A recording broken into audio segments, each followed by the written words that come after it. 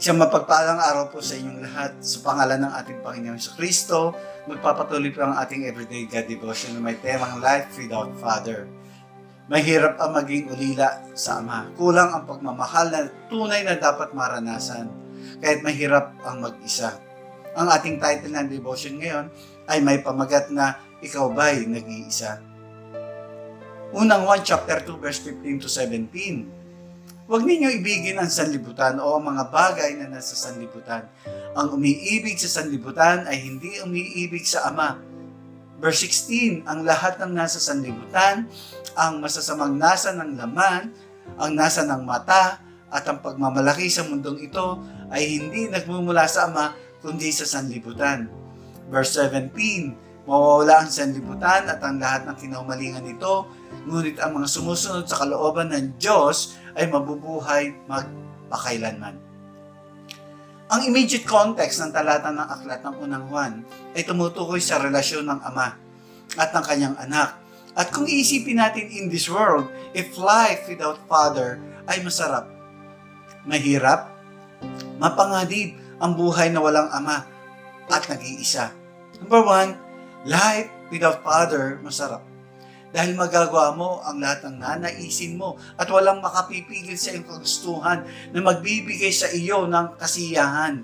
Dahil ibibigay sa iyo ng sanlibutan ang nais mo at iibigin ka nito. Number 2, life without Father. Mahirap kung ang iyong buhay ay pinagkatiwala mo sa sanlibutan. Inaalipin ka na nito dahil pababayaan ka nito hanggang sa ikaw ay malugmok sa kahirapan at kapighatian. Hanggang sa ikaw ay lubusang mapariwara. Number 3, life without Father, mapanganib. Dahil lahat ng uri ng masamang hilig at kalayawan ay kasama mo. Mapanganib at hindi ka tutulungan nito kapag ikaw ay alipin na nito. Iiwan ka ng mag-isa hanggang sa ikaw ay lubusan ng mapasama at maaring ang buhay mo ay humantong sa kamatayan bilang iyong kinasadlakan. Ipinaaalala sa atin ng salita ng Panginoon, mawawala ang sanlibutan at ang lahat ng kinumalingan nito, ngunit ang sumusunod sa kalooban ng Diyos ay mabubuhay magpakailanman. Walang ibang maaring magmahal ng tunay kundi ang Diyos, Ama sa langit. Ipadarama niya sa iyo ang tunay na pagmamahal na walang pasubali. Pag-aaruga ng tulad ng mabuting Ama at pag-aaliw sa panahon ng kalungkutan.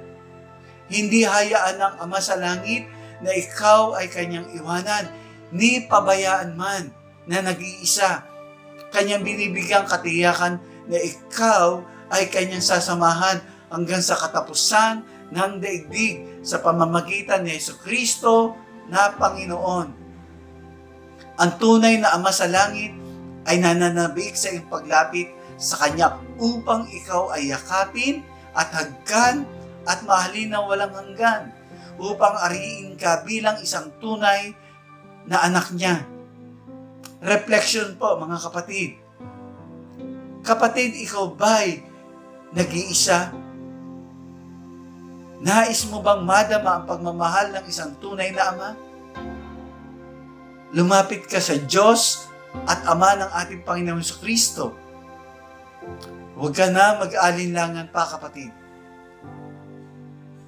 Marami pong salamat sa inyong pakikibahagi sa ating Everyday God Devotion dito pa rin sa Emmanuel Church Ministries International.